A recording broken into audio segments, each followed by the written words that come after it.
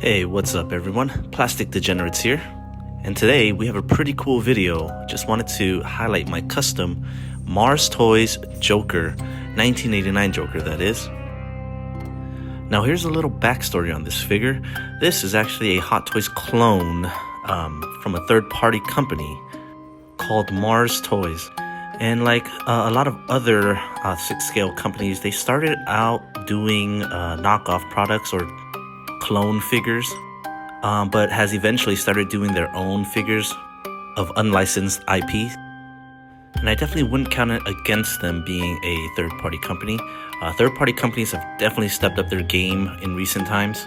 And hell, even at one point when Hot Toys started, they were doing unlicensed products as well. Alright, enough of that. So let's take a look at the figure. So the head sculpt itself is actually a clone of the DX08.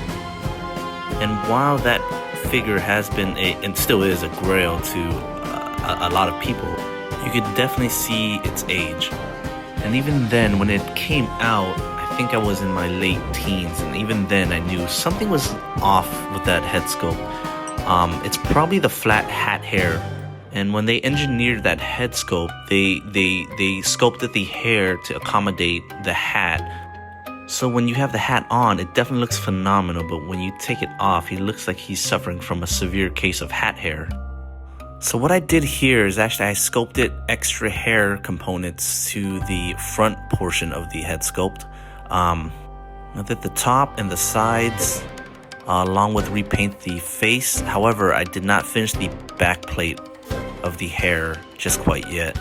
And the Mars Toys itself did not adopt the PERS or PERS system that the original DX08 had. I think it was parallel eye rolling system or something like that.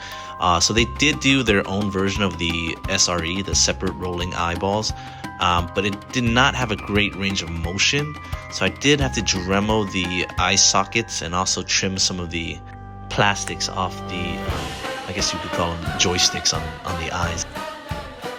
So I'm going to zoom up close a little bit so you can see the eyes and the repainted face. I did raise the eyebrows, so I painted off sculpt because it's not actually, its eyebrows aren't actually raised on the sculpt itself, so I painted out of the line. But here's a better view of the hair sculpt. I did add some on the top and the sides and on the bottom of the sides. I just felt it wasn't full enough. The way Nicholson had it in the movie, it was quite full. I mean, it was thinning, but it was still pretty full in terms of volume. That being said, the only downside about doing this is he can't actually wear the hat anymore. It's not going to fit with all the extra volume I added to his hair, which is not a huge deal breaker for me. Though if Hot Toys ever does a 2.0, hopefully they can work that out in which we can have both looks without compromising the aesthetics. That being said, that brings me to my next point. I don't think they're ever, well, I don't know, but it seems like they're never gonna release a 2.0. From what I heard and my understanding is Nicholson's likeness is pretty hard to obtain, which is kind of a bummer. I think fans have been looking forward to a 2.0 for a very long time, and so have I. So I guess it's just a waiting game for now, and this will have to do. This will be my Hot Toys or Mars Toys 1.5 1989 Jack Nicholson Joker. I haven't done anything with the soft goods. I did see a really nice custom from Yunso on the internet, but yeah, that's definitely not something I can afford, and soft goods is not exactly my forte.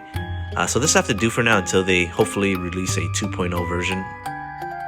Okay, and here it is under different lighting. This is in my display case where the Axis Chemicals diorama pieces currently reside. But yeah, looking at it now, I definitely got to finish the back hair sculpt. From the side profile, it looks like old Jackie boy here never did any tummy time as a baby. But aside from that, I am pretty happy. I'm happy with the repaint, the hair sculpt. I did it with the Aves epoxy, the 2-part Aves epoxy sculpt. Which is a pretty good product. I never used the green stuff, but the Aves is pretty good. I do gotta warn you, you gotta actually let it sit for about 20 minutes so it hardens, so it's a little bit easier to work with before you actually start the sculpting when it's too soft. But I thought it turned out pretty good. I did do some type of color fading or gradient with his hairline and the hair itself. I tried to get a smooth transition from the existing sculpt to the newly sculpted hair components. And I did only add it in certain areas, so there's levels to his hair. It's not just one big poofy pompadour. As you can see, I didn't add any extra hair components to the crown of the head to kind of simulate male pattern baldness or a receding hairline.